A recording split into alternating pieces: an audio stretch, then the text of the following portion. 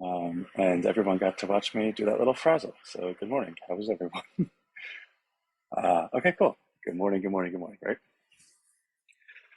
Oh, what a day, what a day. I know it's only 10 a.m., but it's been what a day so far. All good things, though. So let's kind of get into it. So the email I sent out last night, it was a very Anthony email. And I say that because, so for those that kind of have a good sense of how I think, hey, Terry. Terry's in the house. And of course, Frida. Hey, Frida, right? Like, don't, it's like when you go to a restaurant and you're like, I'll have the burger. And then someone else is like, I'll have the sandwich. And the waitress is like, that's a great choice. And the guy that ordered the burger is like, my choice isn't that great. So, hi, Frida. Hi, Terry. Oh, so the email yesterday. So, in coding Rhino Friend, in creating the prompt, you want to be incredibly specific when it comes down to the DNA of it. Hey, Deborah. And I say that's because the bot is going to be able to self-learn. There's a machine learning ability that's actually part of the learning process. So we're not coding a bot and saying, these are your rules that you're going to live by in perpetuity. No, it's almost like raising a child. We're giving it guidelines and then allowing it to make its own decisions in perpetuity. So obviously there's what's the word I'm looking for? Containment that we on our side have to be able to complete. Obviously, the bots just can't go crazy and make their own decision to take over the world. My point is, fail safes. We have fail safes built into it. And actually, I can't share those out loud because in sharing them out loud, say you have a Rhino bot or a Rhino friend, and you're like, hey, I know your fail safe is this, this, this. Well, now that Rhino friend is connected to the database. And my point is, if we're having a fear over an Armageddon event, like the rise of the machines, well, then you could theoretically tell them what the failsafe is, and then the whole thing would know the failsafe. I know that sounds crazy, but that's actually not a 0% chance. So I can't share the failsafes, but they are there. That being said, we allow it to learn. So like a child, you want to do your best to give it all of the most important information, the way the world should be. It's funny, I watched this show, Suits. It's like one of my favorite shows ever. My grandmother and I watch it. And there's this scene where one of the lawyers asks the other lawyer to watch his daughter because she's like the cool lawyer, and he's working and he wants his daughter to kind of get a sense of the law firm. And so the other lawyer, which was a girl that was in charge of babysitting his daughter, comes back, and the daughter had like done something, like she helped her break a case, and she was put her phone by somebody, not put her phone by the guilty criminal that didn't know that they were speaking on the mic and recorded them. And the gentleman, who was the father, flipped out and had said to her, "How dare you? You're never going to watch my daughter again." Blah blah blah blah blah.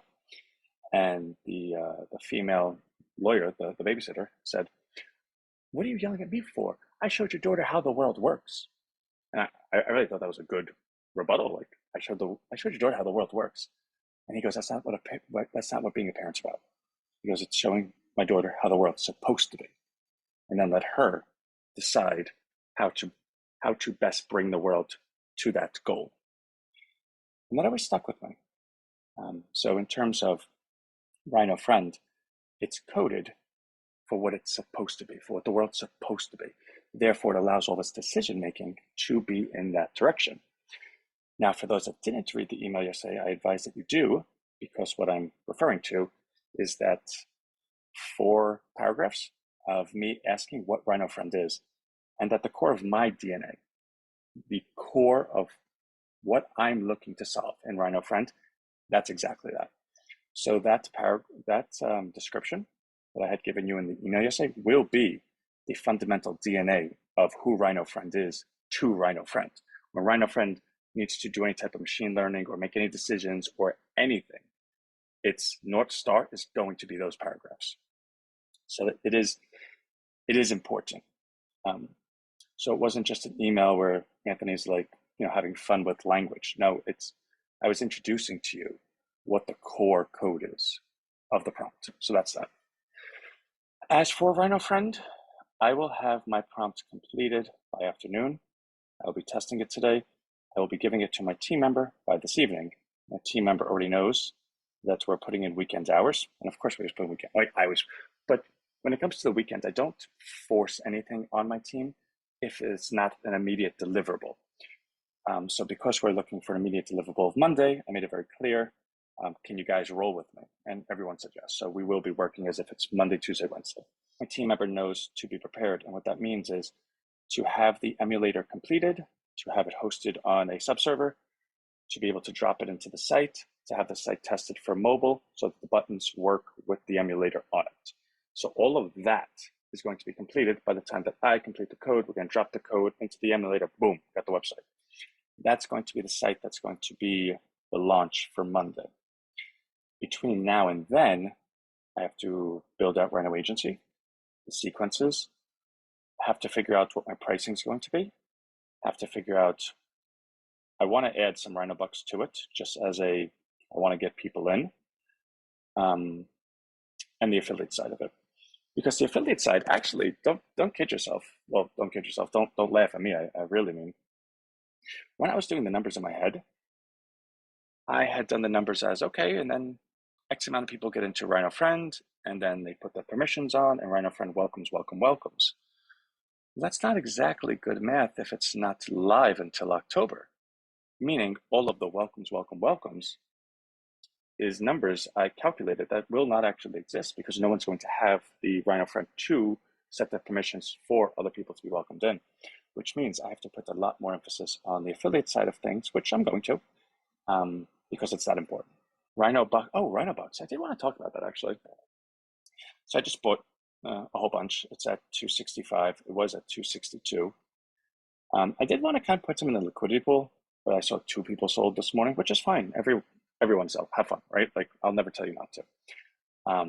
But in doing so, I'm going to defend 260. I want to get to 270, so I'm trying to get to 270, and sales come in, and that's fine. The person that's selling 26 a day, I know who that is, and they're going to be doing it for quite some time, so I'm totally comfortable with that. The person that sold the 30 something, I did not know who it was until I looked it up, and of course I have everyone's wallet address. I will always know, but that doesn't mean I'm ever going to share it, or maybe I'm going to call the person, right? Like, everyone could do what they want. But God forbid something happens and I don't recognize the address, and then I realize we don't have the address. I have to know immediately in that moment, okay, we've been hacked. Somehow, some way, I need to act. So that's why that's there. But in doing so, I was able to look up the person that did the selling, and it's fine. They have like 1,200 more Rhino left. I'm assuming they just want to raise money. That's not the point of the story. The point of the story is I was able, once you have someone's wallet address, you can look up their entire wallet. And I'm not telling you something that only I could do. You could do it.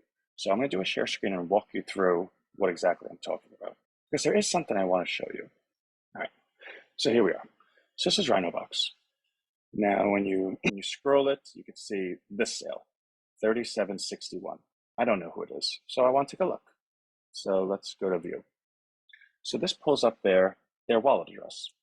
And, actually, this pulls up the transaction. This is their wallet address. See, from wallet, right? Okay. So you can look at all their transactions and say, wow, this person's quite active. Let's go to token holdings. Let's go to view all holdings. Now you can see all of the holdings of this person. Now, mind you, I'm not showing you anything that's not public. Again, one of the value propositions of Bitcoin and blockchain is it's a public ledger. So there's nothing that I'm doing right now that's like, oh my God, Anthony's like rooting. No. If anything, I'm educating. Like, this is what people do. So get comfortable with it. So I can take a look at what this individual owns, and I see they have a little bit of BNB, $215 worth. They got this BUSD. The price is $1. Oh, wait. So they have $4 worth of BNB, and they have 23 cents worth of BUSD. Okay. Now, when you see BEP20 token without a name, these are like scams. And I don't want to say that, right? Because they could be, they could not be, but they're so, watch, if you went ahead and let's say we click this, and we want to find out what this was. The token is reported to have been used for misleading people into believing it was sent from a well-known address, maybe spam or phishing. Please treat with caution. So I don't know. Like, to me, it's spam, but I don't want to be rude to whoever's wallet this is. So whatever you would define that as, that's what I think of it as well. So Rhinobucks, they have 1,269. Cool. ACW, what the heck is this? Now I have it up here already because I looked, but I took the address and I looked it up. Awesome crypto.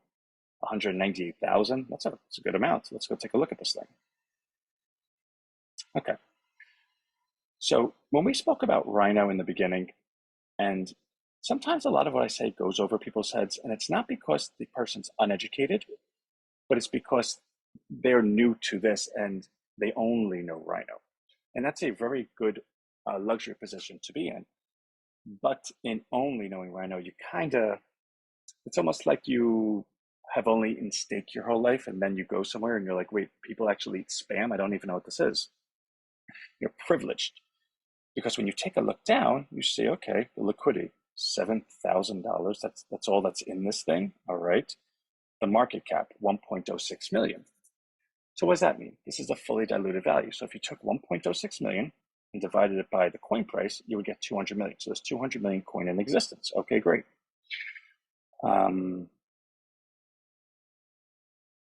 So let's take a look at this then. So this went public July 20th.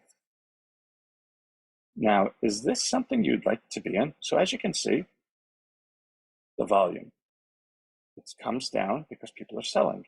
And then people say, okay, we gotta stop selling. Then look, the volume comes, as the volume increases, the thing comes down. Volume increases, comes down. Volume increases, comes down. Meaning the only transactions in this are people sitting there saying, how the heck am I going to get my money out? Like, how is this even possible? And you can see it very clearly. Look how well defined that volume is.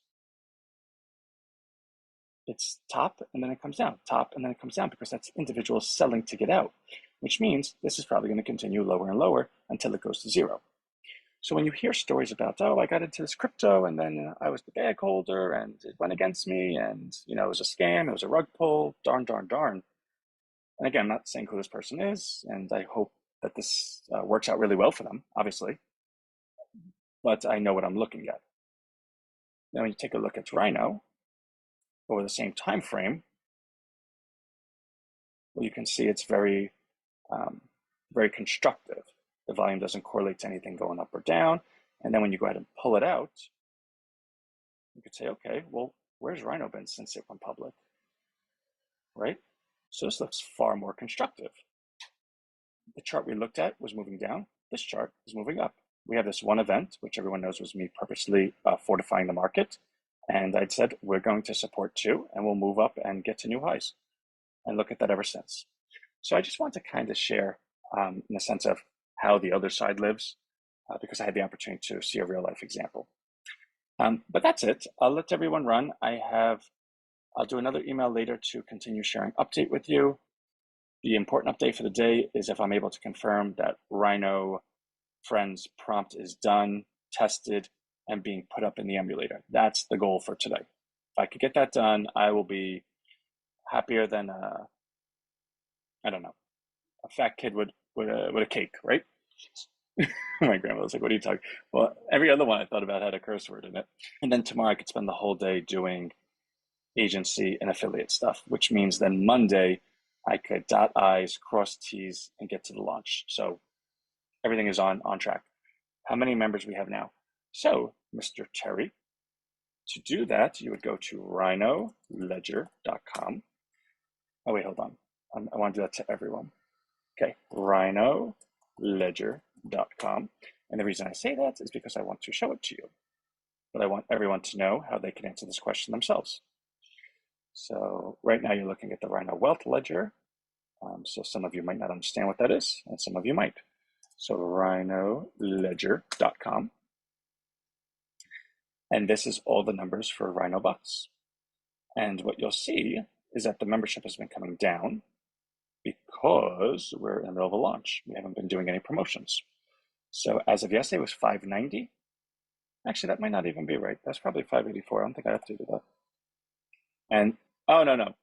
It's because I'm going to update that today. Duh, I haven't got to that yet. I haven't updated the ledger yet for today.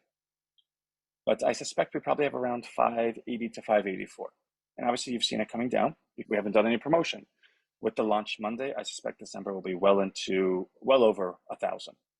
So a lot of good stuff is about to happen. But I wanted to make sure that everyone knows how to do that collectively, because Terry probably represents a lot of people, because Terry's great. So I love y'all, and I will see you Monday.